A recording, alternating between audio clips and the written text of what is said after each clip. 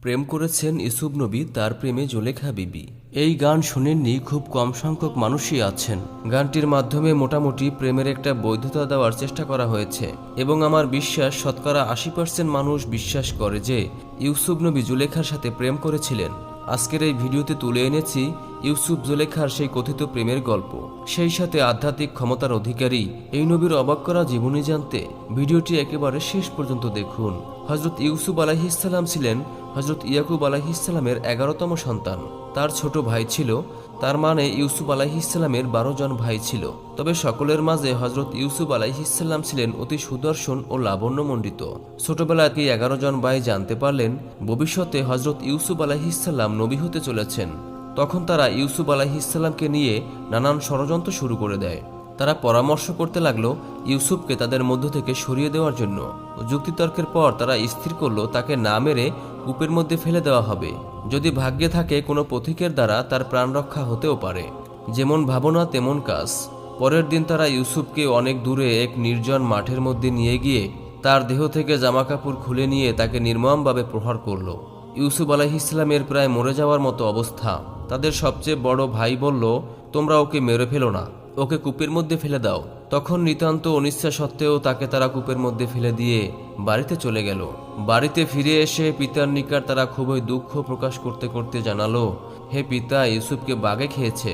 হজরত ইয়াকুব আলাইহিসসালাম তিনি একথা শুনে কাঁদতে লাগলেন। কয়েকদিন পরে একদল সওদাগর সেই পথ দিয়ে যাচ্ছিলেন। মরুভূমির পথে চলার সময় পানি শেষ হয়ে যায়। তখন তারা পানি সংগ্রহ করার জন্য একটা কূপ দেখতে পেল এবং তারা বালতি নামিয়ে দিলেন। সেই সময় খোদার কুদরতে সেই বালতির মধ্যে হজরত ইউসুফ আলাইহিসসালাম উঠে এলেন। ওদিকে তার 10 ভাই তখন সেখানে বেড়া চড়াতে ছিল। তারা ইউসুফ আলাইহিসসালামকে দেখতে পেয়ে ছুটে এসে বলল, কি আশ্চর্য, এই যে আমাদের সেই গোলাম কয়েকদিন থেকে পালিয়ে এসেছে। একে যদি আপনারা ক্রয় করেন তবে আমরা বিক্রি করতে পারি। কয়েকটি টাকা দিয়ে সওদাগর তাকে কিনে নিলেন। সওদাগরের সঙ্গে ইউসুফ মিশরের দেশে গিয়ে হাজির হলেন। সেখানে তারা বাদশাহের এক আত্মীয় আজিজ নামক একজন সম্ভ্রান্ত ব্যক্তির নিকট বিক্রয় করলেন। আজিজ ইউসুফকে জুলেখার খাস গোলাম করে দিলেন। হজরত ইউসুফ আলাইহিসসালাম বয়সপ্রাপ্ত হওয়ার সঙ্গে সঙ্গে অসামান্য রূপবান হয়ে উঠলেন। অপরূপ সৌন্দর্যের প্রতি লোভ হলো জুলেখার। একদিন তিনি তার প্রতি আনুগত্য হবার জন্য হজরত ইউসুফ আলাইহিসসালামকে অনুরোধ জানালেন, কিন্তু সেই কথা হজরত ইউসুফ আলাইহিসসালাম একেবারে কর্ণপাত করলেন না। জুলেখা নানা প্রকার প্রলোভন দিয়ে তার মন জয় করার চেষ্টা করলেন, কিন্তু পারলেন না। অবশেষে নিরাশ হয়ে তিনি তার স্বামীর নিকটে তার বিরুদ্ধে অভিযোগ করলেন। ইউসুফ দোষারোপের প্রতিবাদ করে বললেন, এই নারী আমাকে অন্যায় কাজে লিপ্ত করার চেষ্টা করেছে। তারপরে জুলেখা ইউসুফের উপর দোষ দেবার চেষ্টা করতে লাগলেন। জুলেখার এই সকল কাহিনী ক্রমে প্রকাশ হয়ে পড়ল। তারা জুলেখার দোষ দিতে লাগলো। জুলেখা যখন জানতে পারলেন যে তার সম্বন্ধে অপর মহিলারা অন্যায় আলোচনা আরম্ভ করেছে, তখন তিনি তাদের জব্দ করার জন্য ফোন দিয়ে আটলেন। তিনি একদিন তাদের নিমন্ত্রণ করলেন এবং ছুরি দিয়ে কেটে খেতে হয় এমন একটি খাবার প্রস্তুত করলেন। সকলে খেতে এলে তাদের প্রত্যেককে এক একটি ছুরি দিলেন। তারা যখন খেতে আরম্ভ করেছে ঠিক সেই সময় জুলেখা ইউসুফকে ডাকলেন। ইউসুফকে দেখে মেয়েরা এত বিস্মিত ও মুগ্ধ হলেন যে তারা খাবার কাটতে গিয়ে নিজেদের আঙ্গুল কেটে ফেলল। তারা বলাবলি করতে লাগলো, এত রূপ, এত সুন্দর, এ কি মানুষ না ফেরেশতা? জুলেখা সেই সময় সুযোগ পেয়ে বললেন, তোমরা আমাকে দোষী করেছিলে, এবার তোমরাও দোষী। নিমন্ত্রিত মহিলারা এবার সত্য সত্যই লজ্জিত হলো। হজরত ইউসুফ আলাইহিসসালামের প্রতি নারীদের এই আসক্তির কথা জানতে পেরে সমাজের মাতব্বররা নৈতিক জীবন বৃত্ত রাখার জন্য ইউসুফের বিরুদ্ধে বাদশাহের নিকট অভিযোগ করলেন। বাদশাহ উপায়ন্তু না পেয়ে নিরপরাধ ইউসুফের কারাবাসের হুকুম দিলেন। ইউসুফকে নেওয়ার পর কিছুদিন পর বাদশাহ স্বপ্ন দেখলেন 7টি শক্তিশালী গাভী 7টি দুর্বল গাভীকে খেয়ে ফেলেছে এবং 7টি শীর্ণ ধানের শীষ 7টি সতেজ ধানের শীষকে খেয়ে ফেলেছে। বাদশাহ পরের দিন দরবারে স্বপ্নের বৃত্তান্ত প্রকাশ করে সভাসদগণের কাছে এর অর্থ জানতে চাইলেন, কিন্তু কেউ এর উত্তর দিতে পারল না। কারাগারে ইউসুফের সাথে এক যুবক উপস্থিত ছিল। ইউসুফের কথা তার মনে পড়ে গেল। তখনই তার কাছে গিয়ে সেই ব্যাখ্যা জানতে চাইল। ইউসুফ আলাইহিসসালাম বললেন, প্রথম 7 বছর অনেক বেশি ফসল উৎপাদন হবে এবং পরের 7 বছর দুর্ভিক্ষ হবে। সে সময় তোমরা সেই সঞ্চিত শস্য থেকে খরচ করতে পারবে। স্বপ্নের ব্যাখ্যা জানতে পেয়ে বাদশাহ খুব সন্তুষ্ট এবং ইউসুফকে তার নিকট আনার সংকল্প করলেন। যে সকল অসৎ নারী যারা নিজেদের আঙুল কেটে ফেলেছিল তাদের কাছে অনুসন্ধান করে বাদশাহ জানতে পারলেন ইউসুফ কোনো অসৎ ব্যবহার করেননি। তারা ইউসুফকে তাদের প্রতি আকৃষ্ট করতে চেয়েছিল। জুলেখা সেখানে ছিলেন। তিনি এই কথার সত্যতা সম্পর্কে সাক্ষ্য দিলেন। বাদশাহ সব কথা শুনে অনুতপ্ত হলেন এবং ইউসুফকে মুক্তি দিয়ে তাকে রাজ্যের প্রধানমন্ত্রী নিযুক্ত করলেন। কারাগারে ইউসুফ আলাইহিসসালামের সঙ্গে আরও 2 যুবককে কারাগারে প্রেরণ করা হয়েছিল। একদা রাত্রে সেই যুবক স্বপ্নে দেখল, সেই স্বপ্নের কথা ইউসুফকে জানালো। একজন বলল সে যেন আঙ্গুর থেকে রস বের করেছে, অপর একজন বলল সে যেন মাথায় বয়ে রুটি নিয়ে যাচ্ছে, কতগুলি পাখি সেই রুটিগুলো ঠুকরে খাচ্ছে। ইউসুফ স্বপ্নের বৃত্তান্ত শ্রবণ করে বললেন, দেখো তোমাদের একজন শীঘ্রই মুক্তি পাবে এবং বাদশাহের সঙ্গী নিযুক্ত হয়ে তাকে শরবত পান করাবে, অপরজনের ফাঁসি হবে এবং তার মাথা পাখিরা ঠুকরে খাবে। কয়েকদিনের মধ্যেই ইউসুফ আলাইহিসসালামের ভবিষ্যৎবাণী সত্য হয়ে গেল। একজন মুক্তি পেল, অপরজনের ফাঁসি হয়ে গেল। যে ব্যক্তি মুক্তি পেয়েছিল সে বাদশার অনুসার নিযুক্ত হলো। অন্যদিকে ইউসুফ আলাইহিসসালাম প্রধানমন্ত্রী হওয়ার পর দেখা স্বপ্নের ব্যাখ্যা সত্যই সফল হলো। প্রথম 7 বছর ভালো ফসল হলো এবং পরের 7 বছরে দুর্ভিক্ষ দেখা দিল। মিশরের সঞ্চিত খাদ্যের কথা জানতে পেরে নানান দেশ থেকে লোকজন আসতে লাগলো। ইউসুফের ভাইয়েরাও খাদ্যদ্রব্য ক্রয় করতে এলো। তিনি তাদেরকে দেখে চিনতে পারলেন, কিন্তু তারা তাকে চিনতে পারল না। তিনি তাদের খাদ্য দিয়ে দিলেন এবং বললেন, আবার যখন আসবে তখন তোমরা তোমাদের ছোট ভাইকে নিয়ে এসো, তাকে না নিয়ে এলে খাদ্য পাবে না। এই বলে অনুসর বর্গের দ্বারা কিছু অর্থ গোপনে খাদ্যের থলের মধ্যে পুরে দিলেন।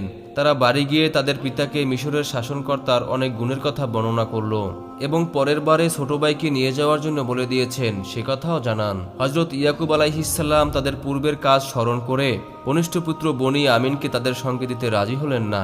খাদ্যের বস্তা খোলার পর তার মধ্যে টাকা পয়সা দেখতে পেয়ে তারা খুবই বিস্মিত হলো। পুনরায় খাদ্য অভাব হলে তারা তাদের পিতাকে গিয়ে অনুরোধ করল আর বলল, হে পিতা, আপনি ছোট ভাইকে আমাদের সঙ্গে যেতে দিন। খোদার নামে শপথ করছি আমরা তাকে অক্ষত অবস্থায় ফিরিয়ে আনব। পিতা তাদের কথা বিশ্বাস করে অনুমতি দিলেন। বনি আমিনকে তারা সঙ্গে নিয়ে গেল এবং হযরত ইউসুফ আলাইহিসসালামের নির্দেশ অনুযায়ী ভিন্ন ভিন্ন দরজা দিয়ে শহরে প্রবেশ করল। ইউসুফের কাছে যখন তারা পৌঁছলো তখন ছোট ভাইকে ডেকে নিয়ে তিনি নিজের পরিচয় প্রদান করলেন। অন্যবারের মতো এবারও তাদের বস্তা বোঝাই করে খাদ্য দেওয়া হলো। ইউসুফ আলাইহিসসালামের এক চাকর ইচ্ছে করে ছোট একটা পেয়ালা ছোট ভাইয়ের বস্তায় লুকিয়ে রাখলেন। পেয়ালা হারিয়ে যাওয়ার কথা বলে খুঁজতে শুরু করলো। অবশেষে অনেক খোঁজাখুঁজির পরে বনি আমিনের বস্তার মধ্যে থেকে সেটা পাওয়া গেল। বনি আমিনকে বাদশাহের কাছে বিচারের জন্য নিয়ে যাওয়া হলো। তার ভাইয়েরা বললেন, আমাদের পিতা খুবই বৃদ্ধা হয়েছেন, এটি তার সবচেয়ে ছোট ছেলে, একে ফিরিয়ে না নিয়ে গেলে পিতা খুবই কষ্ট পাবেন, আপনি এর বদলে আমাদের একজনকে রাখুন। তবে ইউসুফ আলাইহিসসালাম বলেন, তা হতে পারে না। সকলের বড় ভাই অন্যান্য সকলকে বলল, তোমরা ফিরে যাও, আমি আল্লাহর নামে শপথ করে পিতাকে বলে একে নিয়ে এসেছি, কোন মুখে তার কাছে ফিরে যাব? আমি বনি আমিনের সঙ্গে এখানেই থাকব। পিতার আদেশে তারা পুনরায় খাবার কিনতে চাইলেন। সে সময় ইউসুফ আলাইহিসসালাম তাদের কাছে নিজের পরিচয় প্রদান করলেন। বললেন, আল্লাহ তাআলা তোমাদের ক্ষমা করবেন, তিনি ক্ষমাশীল। তোমরা আমার এই জামা পিতার কাছে নিয়ে যাও, তাহলে তিনি জানতে পারবেন আল্লাহর কৃপায় ইউসুফ বেঁচে আছেন। হযরত ইয়াকুব আলাইহিসসালাম সব জানতে পারলেন। ইউসুফের ভাইয়েরা এসে তার জামা পিতাকে দিলেন। হযরত ইয়াকুব খুশি হয়ে বললেন, পূর্বেই বলেছি আমি যা জানি তোমরা তা জানো না। ইউসুফের পরামর্শ মতো তারা তাদের পিতামাতা ও অন্যান্য পরিষদকে নিয়ে মিশরে গেলেন। সেখানে তাদের বসবাস করার ব্যবস্থা করে দিলেন। তবে কিছু একটা বিষয় এখনো অজানাই রয়ে গেল। জুলেখা একদিন ঘরের দরজাসমূহ বন্ধ করে অসৎ উদ্দেশ্যে ইউসুফকে কাছে ডাকলো এবং কুপ্রস্তাব দিল। ইউসুফ আলাইহিসসালাম সরাসরি প্রত্যাখ্যান করে আল্লাহর সাহায্য চাইলেন।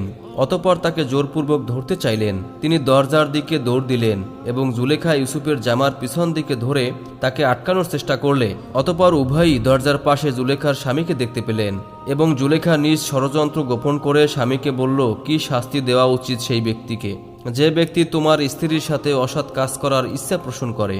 তবে জুলেখার স্বামী জুলেখার উদ্দেশ্য বুঝতে পেরে ইউসুফকে বললেন, তুমি এই ব্যাপার নিয়ে আর বাড়াবাড়ি করো না।